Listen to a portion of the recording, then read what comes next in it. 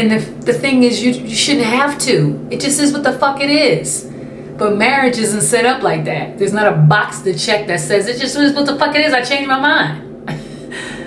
No harm to you. Don't drink, don't smoke, I'm a healthy chick. I like a brother getting money, kinda wealthy shit. Don't want a dummy looking bummy, you're a beta bitch. I need a honey who gon' love and give me crazy dick. All I do is think about the bag. All I do is dream about the cash. 2 steps to the motherfucking side as I glide past. If you ain't reaching for the sky, then you ride last. I'm ready for the limelight. My hands rock steady cause the time's right. Billy Born Betty, I'm the boss type. Looking for the heavy kinda king-like. I'ma get it how I get it till my heart stop. Get it how I live it till the mic drop. Hustle for the winner when I do. What's up, guys? It's your girl Phoenix Nobel, and thank you for tuning in to another episode of Boss Bitch Tips. And this episode is called Most Married People Cheat. I'm not married.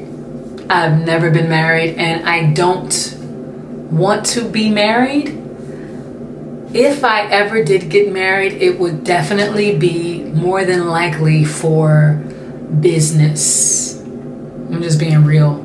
I don't believe in marriage for this purpose of love. I don't think that that's realistic.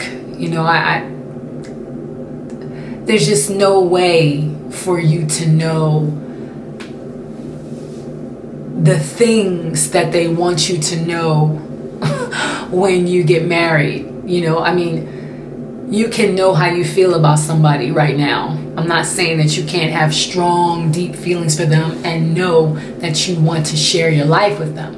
I'm not saying that you can't know that, but when they say till death do us part and sickness and in health and all the other shit that you say, and then all the things that go along with, I don't know, all the rules and regulations for marriages all over the world, but as an American, all the things that are attached to marriage in terms of the financial side of things, it feels more transactional than love anyway, than emotions, because you cannot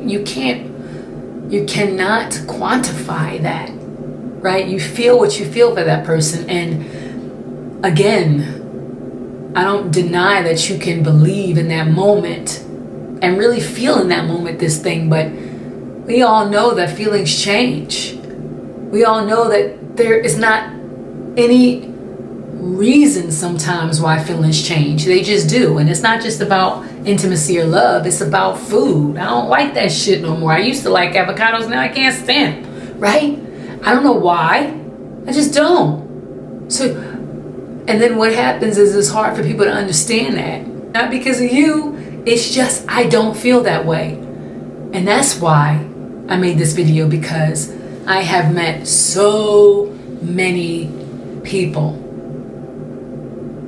not just men, women too, who are married, who more than half of them married because they were in love with this person. They really wanted to be with this person. They wanted to have kids with this person. They wanted to spend their life with this person. And then one day, they just did not feel the same way. They didn't look at them the same way.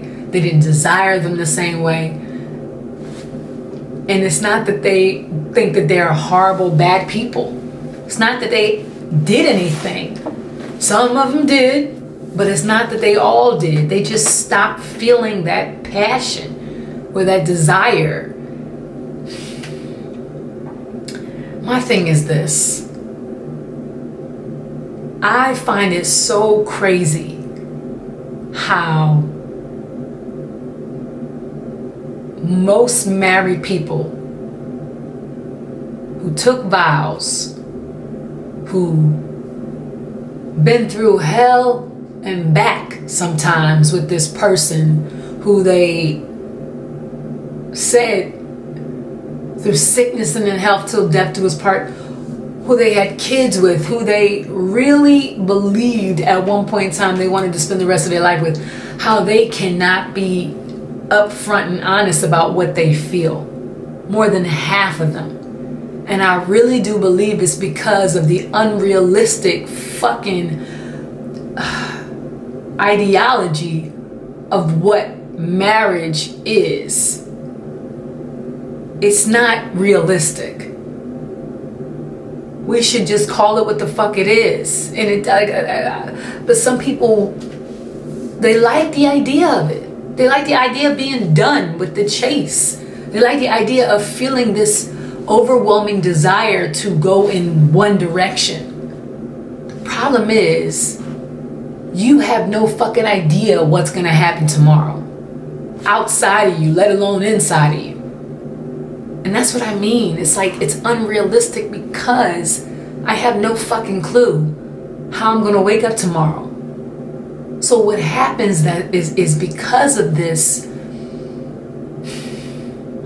because they made a choice. You know, people get divorced very regularly now, but the ones who don't, and sometimes there are ones who do it because they realize, fuck it, I was wrong and I'm out, which is a good thing, because a lot of people stay in that shit and they don't have the conversation that makes it clear that this thing has changed. And if we're gonna stay in this, then we have to redefine what this is for us if we don't want to get divorced. Acknowledge what it is that we want to hold on to. Do you still want to grow old with me? Are you happy with me as a husband? Are you happy with me as a father to our kids? Are you happy with me as a partner in the capacity that we could still work out this way? Because I don't want to get divorced and lose half my shit, or I don't want to, so many of them just start cheating. And it's not that they don't know that the other person is probably doing something, they just don't even fucking talk about it. They'll go about their business and they'll have side boyfriends or girlfriends completely, as if they're wholly single. And that's how they get through this thing. But usually there's a period of time where there is just no fucking passion, there's no intimacy, very little if any. And they won't say to each other, what's going on? What do you want? It's just like, oh, now we're just really working hard and we're just being great parents, or we're just happy to cohabitate.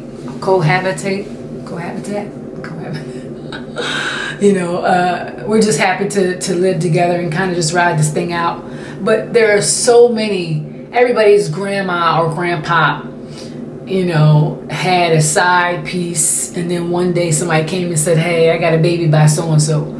Everybody's parents or somebody found out the hard way that this person was cheating some point in the marriage, and they weren't separated because there is just this duplicity that starts to happen because they don't have a conversation with their spouse about what they're feeling because of this pact they made. And they feel bad about the fact that they could not control how they felt.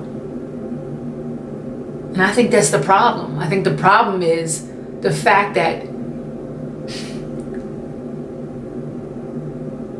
it even exists. The choice, because it gives us this expectation that you should be able to control yourself. You should be able to stay this much invested and all passionate about this person. And then you feel bad that you don't. Within yourself, you feel bad that you want to still want them, but you don't. Right? Or you do, but not like you want this new thing. Right? So now you're in your head trying to figure out what the fuck is wrong with you and why you can, you're trying to figure it out. And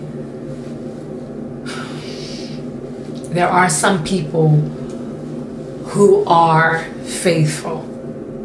There are some people who are communicative, and there are some people who will tell their spouse, hey, why aren't we having sex anymore? Why is there no passion? I want to rekindle this. But even then, it doesn't mean that I only want you. Have a fucking conversation. So many people will sleep with everybody in the world, but will not want to talk about sexually related issues that we both should talk about. Like, I don't understand the logic where you will let a person stick their shit inside of you, or you will sit on top of somebody's shit, but yet you'll be afraid to ask them if they fucking somebody else. I'm afraid to ask you a question, but yet I'll let you devour my body. That's just in general. But if I'm married to you, if I decided to walk in the aisle with you, if I decided to put a ring on my finger and say, this is it, you should be the last person that I can't be honest and upfront with. What are you afraid of?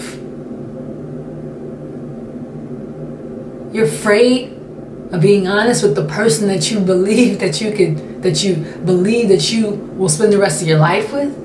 Who else is there to be honest with? Besides the person who you're laying in bed with every fucking night, who knows damn near everything about you inside and out. Damn near. But so many married people, they don't want to admit that they were wrong for whatever reason.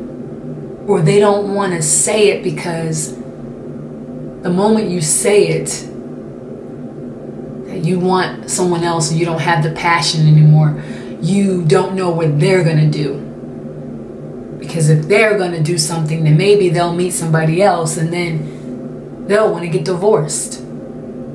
Or maybe they'll meet somebody else and fall in love again. And now you don't even have that person. Because now they're off with somebody else because you told them that you didn't have the passion anymore. So I understand that it's a risk. But how do you live like that? How do you live being dishonest with this person and carrying on? And I feel like it's much more work to be secretive and duplicitous, trying to fulfill your needs outside of what a partnership should give you.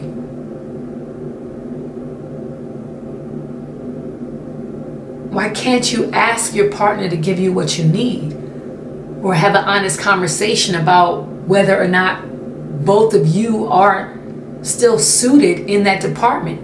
Maybe you can say, hey, listen, I want to have an open relationship, but there are rules. And that's tricky as hell, but it's even more deadening to be in a sexless, intimateless, passionless partnership, that you want to be that way.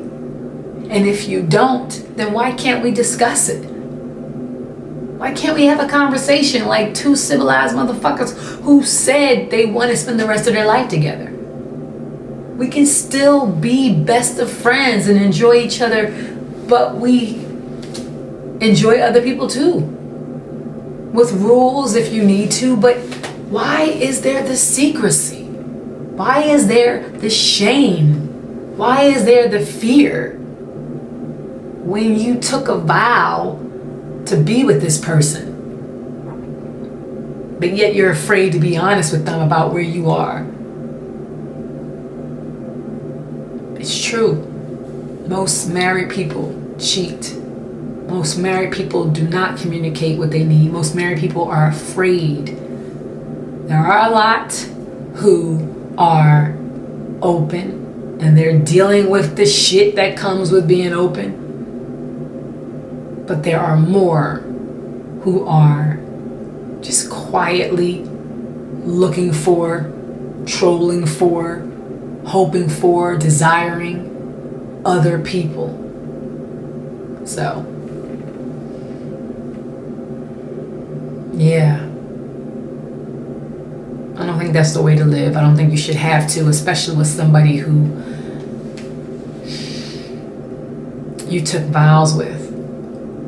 Because if they can't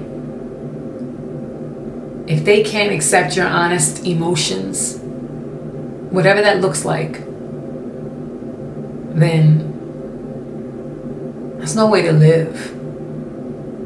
And they're not the right one. If they can't accept your honesty, I'm not going to say they're going to be happy about where you stand, but you stand there together. Right? You're not just there by yourself. If there's no intimacy, there's no lying about that. It's just you bringing up the fact that it doesn't exist and asking about why it doesn't exist. Or if you don't want it, speaking on what you can do for your partner or where we stand, having a conversation about it. But there's more pain in the deception when you find out that somebody is crawling around with somebody else. There's more pain in the conversation of divorce when this person has been carrying on secretly with somebody the fuck else who brings out all the passion that you used to bring out. Just be honest. Suffering because we're dishonest and we find out that somebody was lying to us is not necessary. It's unnecessary pain that you put on somebody who you said you wanted to be with for the rest of your fucking life. At least respect them enough to be upfront about what you feel and where you stand before stepping out. That goes for both parties, whoever it is. Sometimes both motherfuckers are stepping out and it's just a quiet thing until it ain't. Alright, Chico Phoenix Novell. I know that was a little heavy one, but if you guys have any topic ideas, comments, questions, or just want to shout a girl out, email me or tag me below at askthebawse@gmail.com, ASKTHEBAWSE@gmail.com. Stay honest, guys. Stay real.